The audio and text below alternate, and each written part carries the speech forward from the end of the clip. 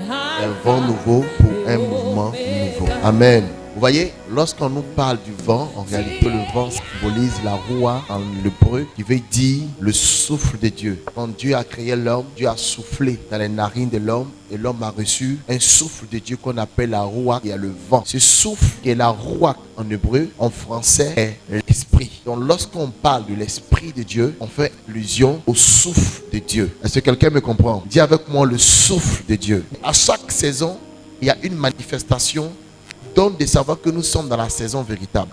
Mais en réalité, la saison est une œuvre du vent, physiquement parlant. Et c'est de la même manière dans le monde spirituel. Dans le monde spirituel, il y a un vent qui souffle. Et le vent aussi entraîne une saison spirituelle. Et cette saison spirituelle, lorsqu'elle arrive, elle se manifeste comme Dieu veut. Est-ce que quelqu'un me comprend ce matin? Amen. Donc à chaque saison, il y a un vent qui souffle. Le vent annonce et le vent manifeste la saison dans laquelle elle se trouve. Est-ce que quelqu'un me comprend? Amen. Donc ça, c'est la première des choses que je veux qu'on retienne dans ce matin. Et dans le monde spirituel, quand il sent qu'il y a une saison qui vient, alors tu dois aussi te préparer pour la saison qui vient. Si le Seigneur a pris le temps avec le peuple d'Israël de pouvoir faire 40 ans dans le désert, c'est parce que le Seigneur voulait leur donner une formation pour qu'ils se préparent. Et il a fallu que Dieu prépare le peuple d'Israël. Parce que quand ils sont sortis de l'Égypte, tout ce que l'Israël savait faire, c'était de construire des maisons.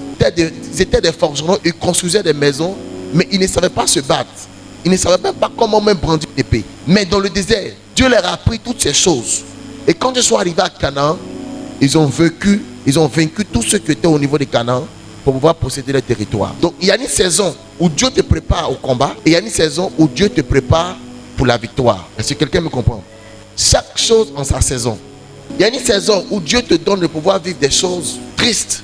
Il y a une saison où Dieu te donne de vivre des choses heureuses. Amen. C'est pour cela qu'en tant qu'enfant de Dieu, quand tu t'introduis dans une saison, tu dois marcher selon l'Esprit de Dieu. Parce que quand tu marches selon l'Esprit de Dieu, alors l'Esprit de Dieu te met dans un mouvement selon la saison. Parce que vous savez, il y a des saisons que j'ai dit ici, des contre-saisons.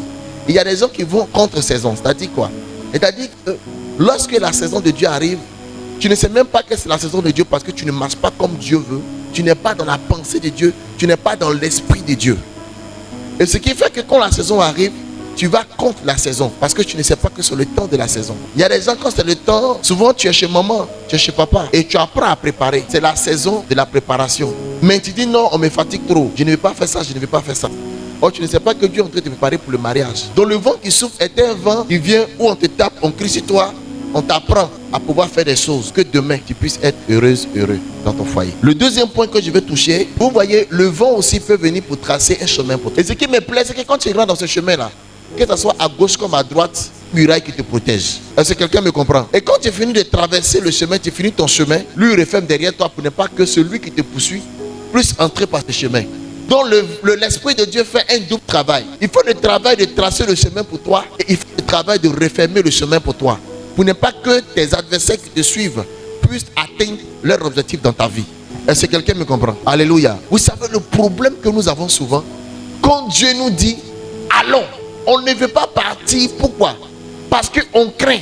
Est-ce qu'il aura un chemin? Le peuple d'Israël, lorsqu'ils sont arrivés devant la mer Rouge, ils ont commencé à murmurer contre Moïse. Mais Moïse allait voir le Seigneur. Le Seigneur a dit, ne crains pas. Car l'armée que tu vois, je vais les dévaster. Mais toi, Moïse, lève le bâton. Parce que je vais faire un chemin pour toi. Quand tu sens que l'adversaire est en train de te poursuivre, tu sens que la nuit tu ne dors plus, tu sens qu'il y a des circonstances difficiles, des situations difficiles, la seule chose qu'il ne faut pas avoir, c'est la peur. N'aie pas peur, mais lève tes mains vers le trône de Dieu. Lève les mains vers Dieu. Parce que dans ces circonstances, Dieu va tracer un chemin. Même si tu vois au-devant de toi la mer rouge, tu ne vois rien au-devant de toi, tu vois que tout est noir. Ne crains pas. Dieu tracera un chemin. Écoute, un chemin qui est déjà tracé, Dieu ne va jamais tracer un autre chemin. Mais Dieu trace un nouveau chemin. Je vais vous donner un secret. Quand tu arrives quelque part, dis Seigneur, trace mon chemin. Pourquoi? Parce que le chemin de Kwaku n'est pas le chemin de Kwasi. Ils ne sont pas la même chose. Et vous savez ce que Dieu aime. Dieu va toujours tracer des chemins aussi pour toi où l'homme ne peut tracer un chemin. C'est-à-dire quand on te voit là, on dit non pour toi c'est fini, il n'y a plus rien même. Oh, ça va devenir quoi? C'est fini ça. Non, c'est ça Dieu aime. Et lis le verset 16. Exode 14, verset 16. Écoutez très bien. Toi, lève ta verge, lève ta verge. Il dit à Moïse, lève ta verge. Étends ta main sur la mer. Étends ta main sur la mer. Et fends-la. Qui a fondu la mer? Qui a fondu la mer? D'autres me diront c'est Dieu. Pas Dieu, c'est Moïse. Il dit étends ta main sur la mer et fends-la. Donc ça veut dire qu'en réalité, Dieu sait qu'il a mis quelque chose dans la main de Moïse, qui est la verge, qui est capable.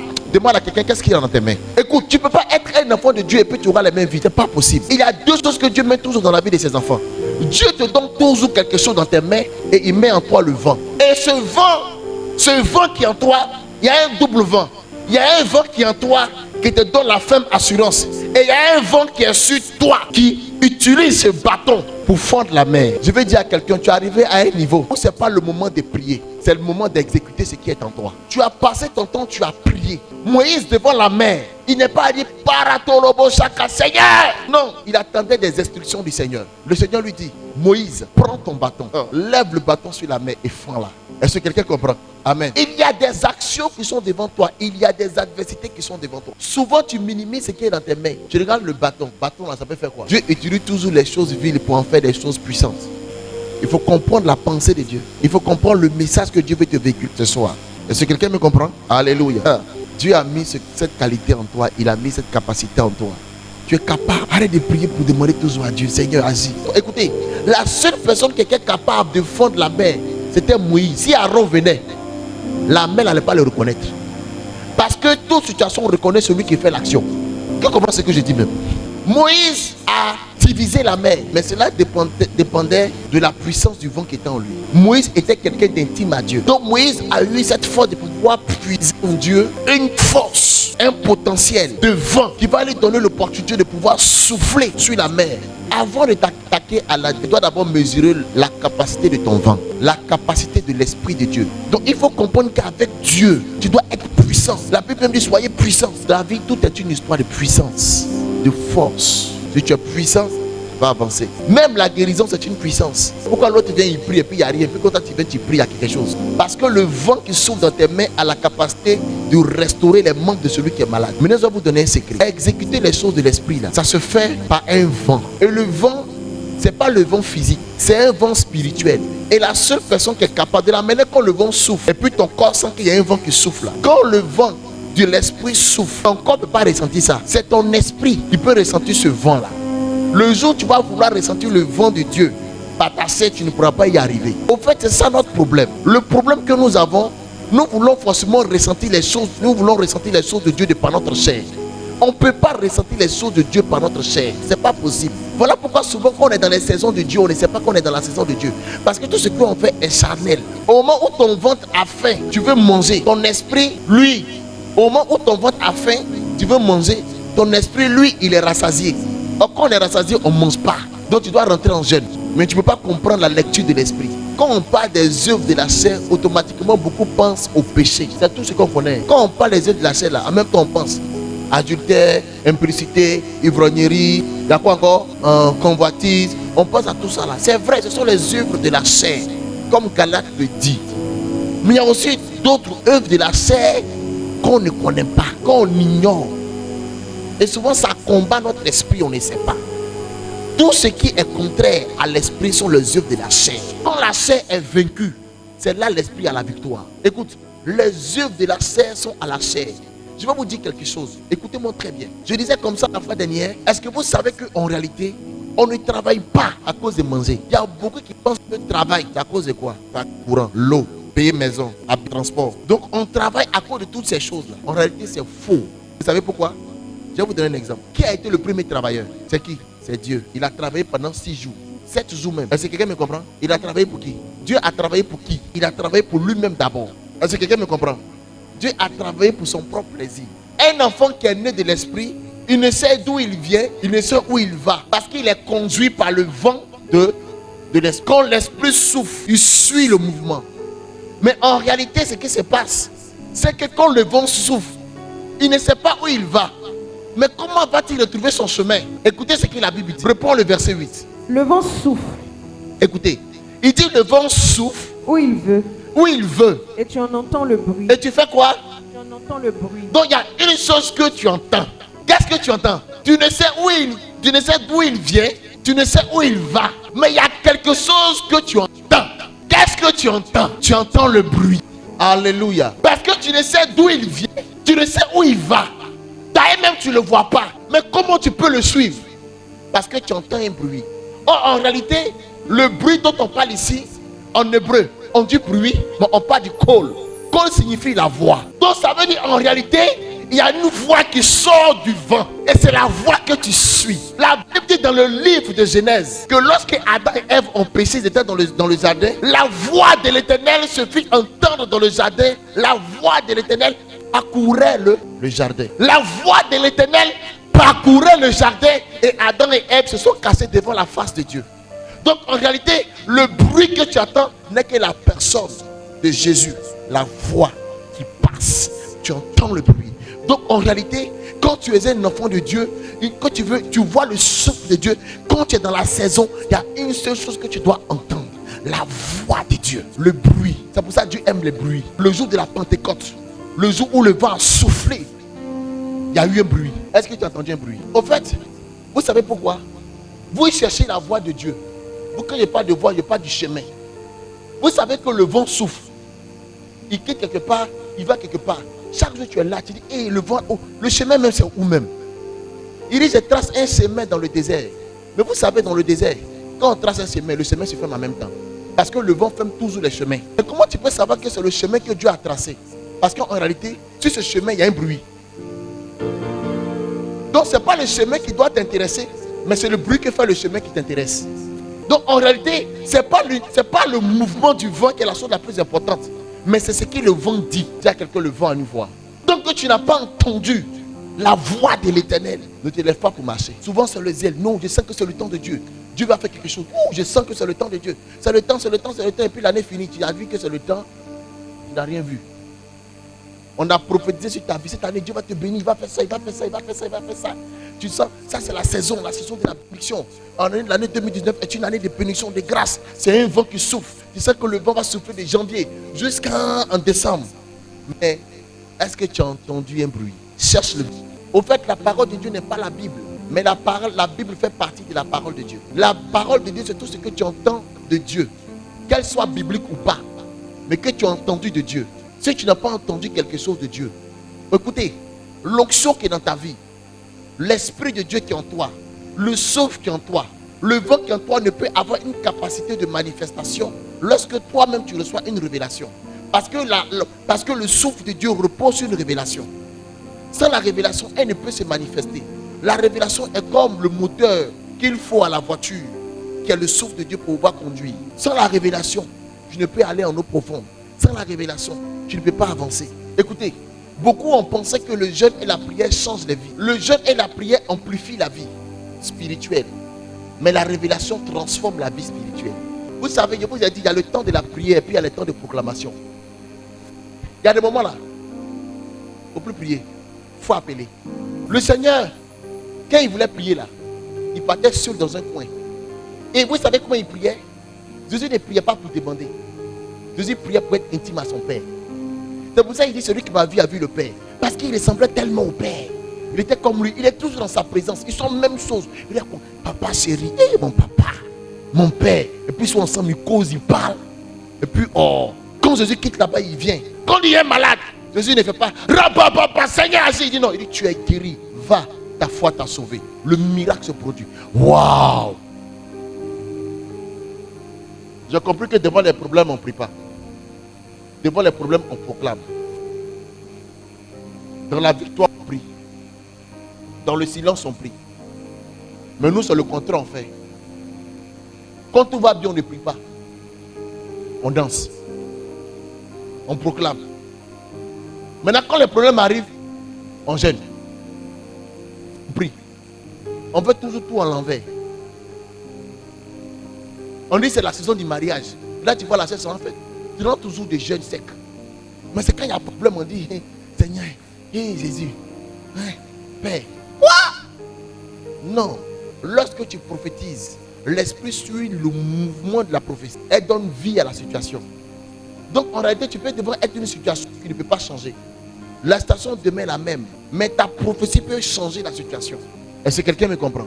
Continue. Verset 7. Uh-huh. Je prophétisais Il dit, je prophétisais. selon l'ordre que j'avais reçu. Écoutez très bien. Uh-huh. Et comme je prophétisais, Il dit, comme il est en train de prophétiser, il y eut un bruit. il eut quoi? Un bruit. Il eut un... Écoute, quand il y a une situation devant de toi, prophétise. Et tant que tu n'as pas entendu un bruit, ne t'arrête pas de prophétiser. En fait, le problème, c'est que nous, quand on prophétise une fois, on se dit que la situation va changer. Donc, on est là, on regarde. Et la situation ne change pas. Tu prophétises encore, la situation demeure la même. Tu prophétises encore, la situation demeure la même. Continue de prophétiser. Prophétise jusqu'à ce que tu sens qu'il y a un bruit. Parce que quand le bruit vient, continue. Il y eut un bruit. Et voici, il se fit un mouvement. Parce que quand tu prophétises, quand le bruit vient, la voix de l'Éternel initie toujours un mouvement. Donc, quand le vent vient et il apporte un bruit.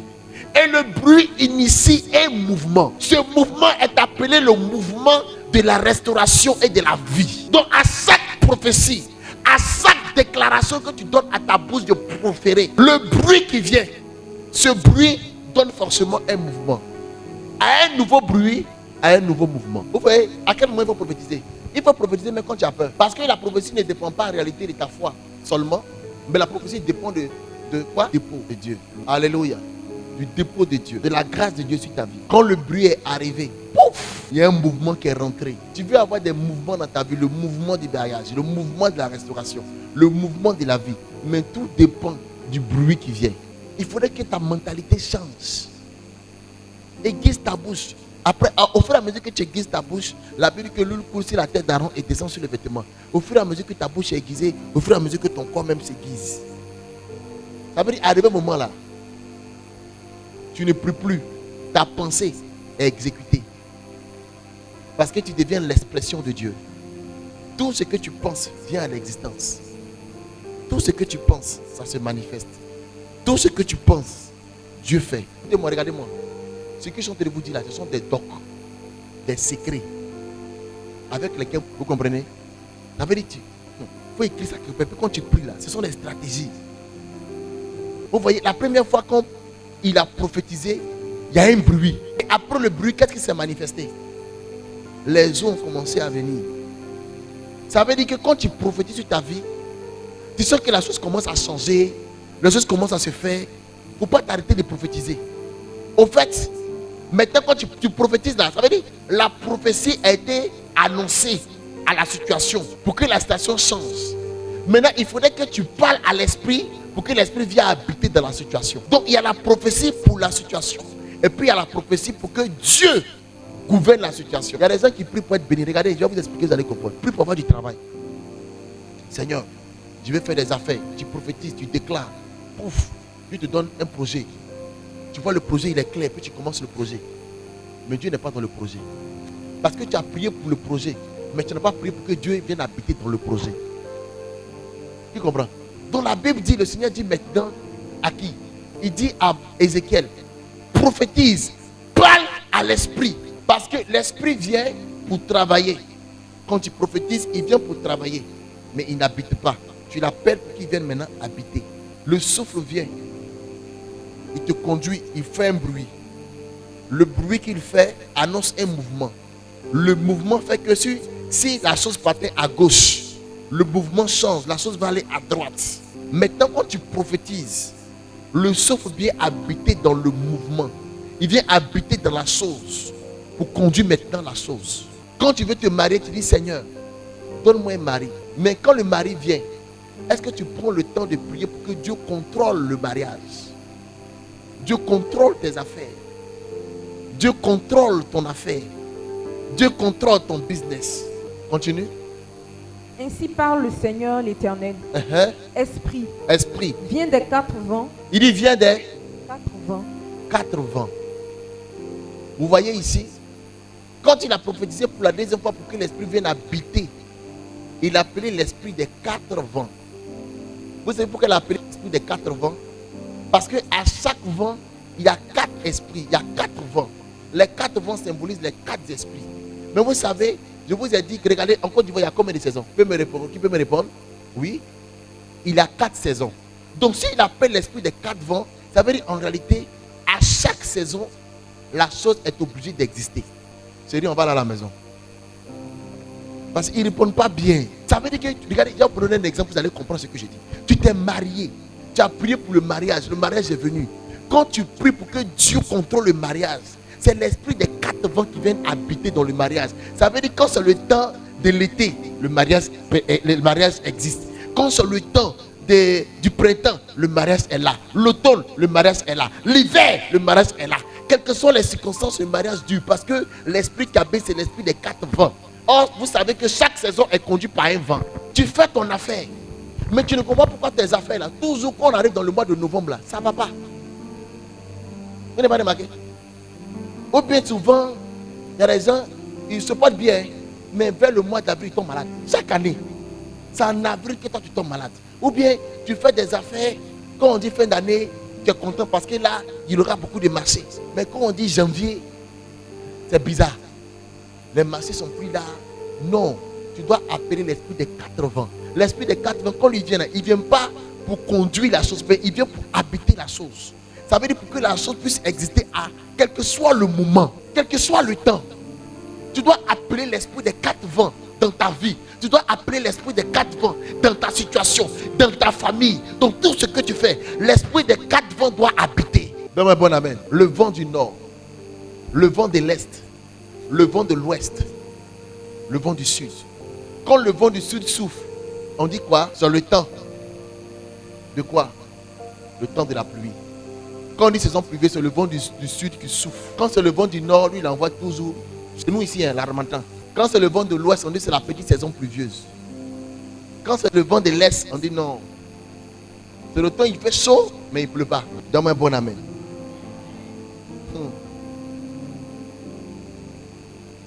Et vous allez voir que le premier vent, comme je disais, c'est le vent de l'Orient, le vent de l'Est.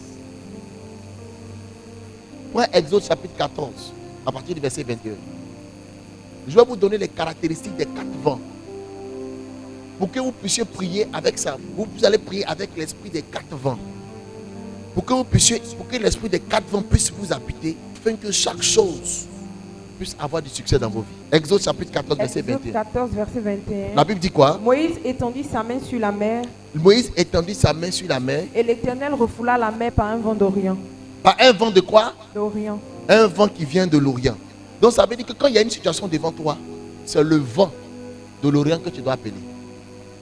Le vent de l'Orient, quand il vient pour freiner un chemin. Quand tu vois que tu es perdu, tu n'as plus d'orientation. Tu regardes à gauche, il n'y a pas voie. À droite, il n'y a pas voie. Derrière, il n'y a pas voie. Appelle l'esprit de l'Orient. Mais avant d'appeler l'esprit de l'Orient, tu dois avoir quelque chose dans ta main. Le bâton. Et tu lèves le bâton vers Dieu. Dieu trace une voie pour toi.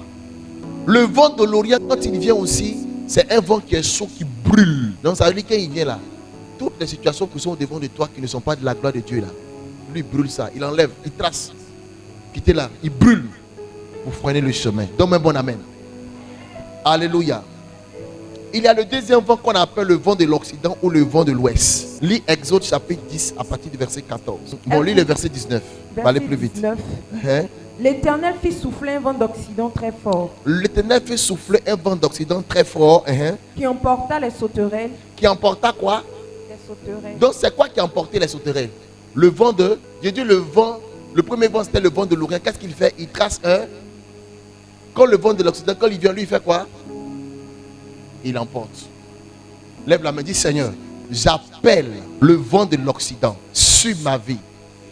Toute action, tout plan de l'ennemi qui était au devant de moi, en ce jour, est emporté par le vent de l'Occident. Dans le nom de Jésus. C'est le vent que j'appelle le vent qui arrache, qui enlève. Lui, quand il vient là, s'il y a quelque chose qui est là, qui n'est pas bon, les sauterelles, il enlève. Il n'enlève pas tout, hein. Lui, il vient, ce qui est mauvais là, c'est ce qu'il enlève. Et puis il s'en va. Donc quand tu pries, tu sens que tu ne te retrouves plus. Tu sens que, ma vie même, je ne comprends pas, il n'y a plus de chemin. Tu es mélangé. Dans tes prières, appelle le vent de quoi? De l'Orient. Seigneur, j'appelle le vent. Le vent de l'Orient, c'est l'esprit qui vient de l'Est. l'esprit qui vient de l'Est, l'esprit de l'Éternel, Seigneur, agis, manifeste-toi. Prie avec la parole de Dieu. Seigneur, de la même manière, le chemin a été freiné dans la mer par le vent de l'Orient. Je prophétise et je déclare, Seigneur, que ma vie maintenant, Seigneur, je prie que rentre dans le chemin que le vent de l'Orient va tracer au nom de Jésus. Tu vas avoir un chemin devant toi, le vent de l'Occident.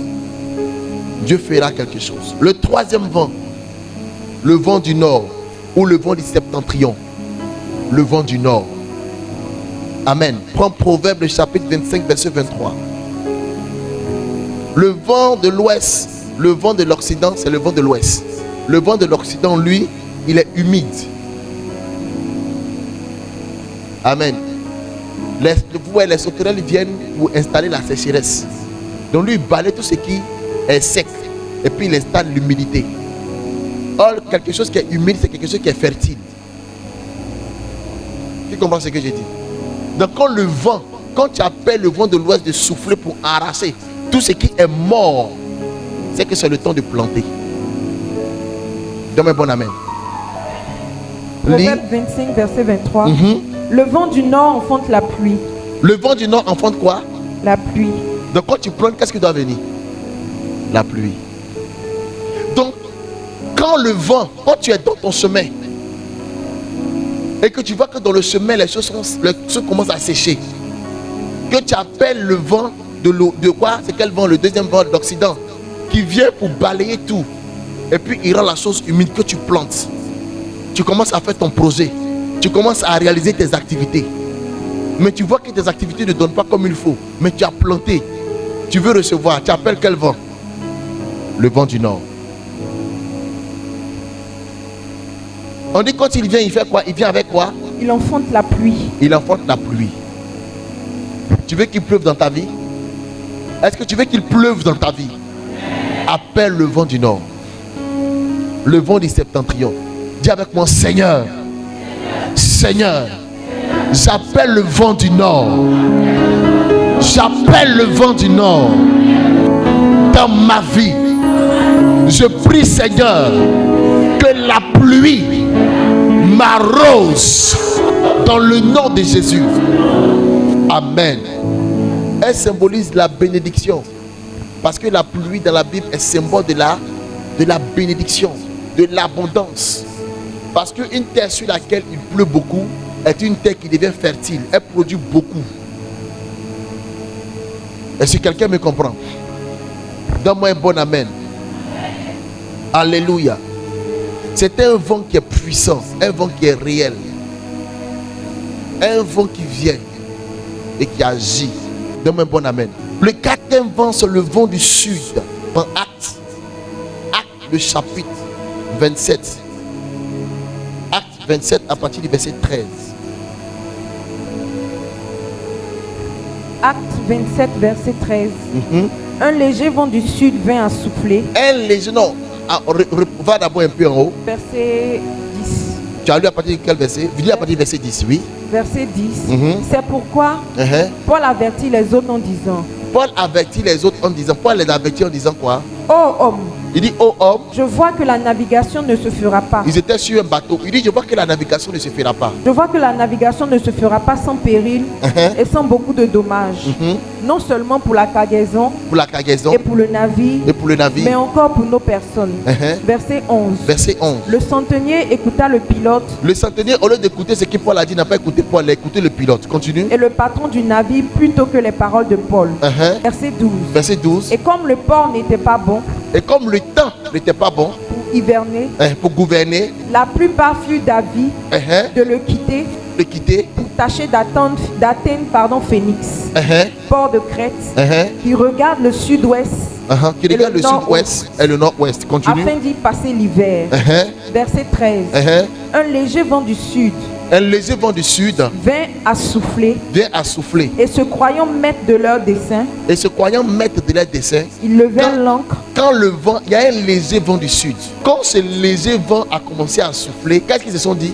Se croyant maître de leur dessein. Ça veut dire quand le vent, quand ce vent là, c'est un vent menteur. Tu me comprends? Au sud, il y a deux vents qui viennent. Il y a l'ouragan et puis il y a le vent qu'on appelle le léger vent. Le léger vent, souvent, quand Dieu commence à te bénir qu'il pleut, Satan vient avec, parce que le dernier vent qui reste, c'est le vent du sud. Mais il vient avec un léger vent. Et ce vent là, c'est un vent qui te donne d'être installé dans l'orgueil. Quand on bat, tu ne coupes plus. Vous voyez, Paul a parlé. Quand Paul a dit, les gars, tu vois que le temps est un peu mauvais.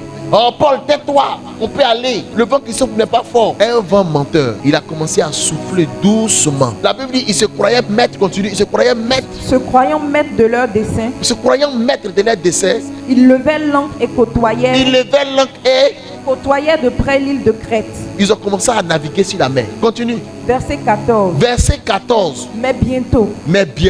Un vent impétueux. Un vent, l'ouragan maintenant arrive. Un vent impétueux. Qu'on appelle Eurakion. Se déchaîna sur l'île. Se déchaîna sur l'île. Là maintenant ils ont chaud. D'abord le vent du sud a deux parties. Je vais vous expliquer, vous allez comprendre. Le vent du sud, quand il vient avec un vent doux. Mais ce vent doux, je l'appelle le vent menteur. Je dis qu'il vient souvent du diable. Parce qu'en réalité, le diable se manifeste. Mais pour Dieu, c'est un avertissement. Est-ce que quelqu'un me comprend? C'est un quoi? Un avertissement. Maintenant, si tu regardes le vent doux de Satan là, et que tu ne prêtes pas attention, tu ne regardes pas l'avertissement qui est dedans. Tu dis non, ça c'est pas un vent, c'est pas. Il y a des gens qui sont comme ça. Hein. Le léger vent de Satan, il vient du sud, souffle. Alors Dieu veut t'avertir qu'attention. Tu vois ce que Satan te fait. Donc le vent du sud là, Dieu laisse ça. Ça vient. C'est un vent qui vient. Dieu fait ça même, ça vient. Pour t'avertir. Tu as vu le vent là, non? Faut faire attention. Tu dis non, ça fait rien, laissez. Dieu dit, c'est un avertissement. J'ai envoyé la pluie. J'ai fait le chemin. On a enlevé tous les démons. Fais attention. Oh, tu dois écouter le bruit de ce vent là. C'est vrai qu'il est doux, mais ça c'est pas un bon vent. Tu me comprends? Donc quand ce vent souffle, qu'est-ce que tu dois faire? Tu dois commencer à rentrer en prière. Et vous savez souvent aussi, Dieu peut mélanger les vents. Hein. Souvent le vent du septentrion et le vent de l'Occident peuvent souffler ensemble. Les deux esprits viennent pour souffler. Amen. Donc souvent, vous voyez que tu es dans le chemin, en même temps il pleut. Et les gens, Dieu les bénit comme ça. Aïe, elle vient à l'église, qu'elle met ses pieds à l'église. 2 mois plus tard, elle se marie. Après, en même temps, l'enfant, elle n'a pas fini d'accoucher, en même temps, elle a travaillé. Et ma soeur, tu es bénie. Les 4 vents soufflent en même temps. Dieu peut faire ça. Quelqu'un me comprend? Je prophétise et je déclare que ces vents se manifestent dans ta vie.